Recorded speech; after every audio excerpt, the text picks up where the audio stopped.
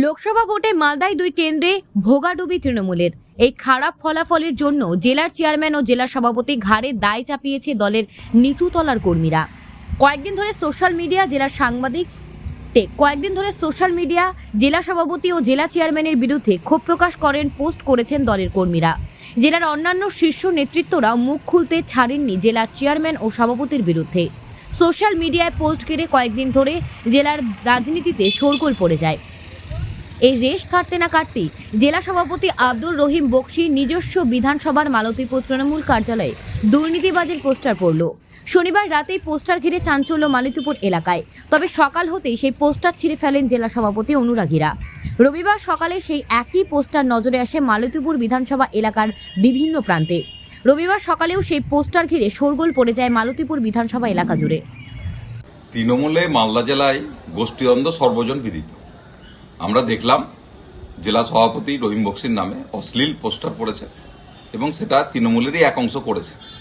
এখানে তৃণমূলের একটা অংশ আরেকটা অংশকে মানতেই পারছে না এবং তৃণমূলের একজন যে গ্রহণযোগ্য নেতৃত্ব সেটা মালদা জেলায় তৈরিও হচ্ছে না। স্বাভাবিকভাবে এটা চলতেই থাকছে এবং তৃণমূলের এটাই কালচার। যখন যাকে পছন্দ হবে না তার নামে অশ্লীল কথা, অশ্লীল পোস্টার পড়বে, এটাই তৃণমূলের কালচার, এটাই চলছে মালদা জেলায়। লোকসভা নির্বাচনে মালদা জেলার ফল সত্যি অত্যন্ত হতাশাজনক। এই ব্যাপারে দল আত্মসমালোচনা করবার জন্য সুনির্দিষ্ট পদ্ধতিতে দল এগোবে। আপনারা নিশ্চিত থাকুন, আমাদের তৃণমূল কংগ্রেস সমস্ত সময় মানুষের সাথে, মানুষের পাশে থেকেছে।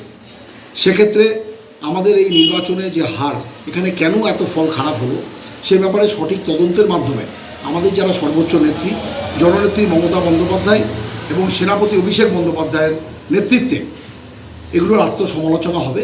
এগুলো ব্যাপারে রাস্তায় বলার মতো সাবজেক্ট না, এটা আমাদের দলের আভ্যন্তরীণ ব্যাপার। যে কোনো কথাবার্তা আমরা দলের ভিতরেই আলোচনা করব, রাস্তায় আলোচনা করব না। পোস্টার পড়ল সভাপতি রহিম বক্সির নামে, কে কোথায় কি ফেলছে, কি কোথায় কি বলছে, এগুলো বললামই আপনাকে। এটা আমাদের দলের আভ্যন্তরীণ বিষয়। আমাদের এই হার নিয়ে বা হতাশাব্যঞ্জক রেজাল্ট নিয়ে আমরা আত্মসমালোচনা করব বটে, কিন্তু এটা দলের আভ্যন্তরীণ বিষয়। দলকে কালিমালিপ্ত করার জন্য রাস্তায় বা কোনো জায়গায় আলোচনা করে এটা দল বিরোধী কার্যকলাপ বলেই আমরা মনে করি। পোস্টার ফেরানোটা আপনি কি বলছেন? আমার যা বলার আমি বলে দিয়েছি।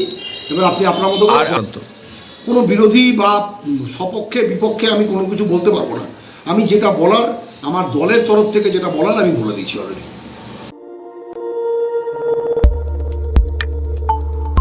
দেখতে থাকুন নিউজ প্রাইম টাইমস, আপনাদের সাথে, আপনাদের পাশে।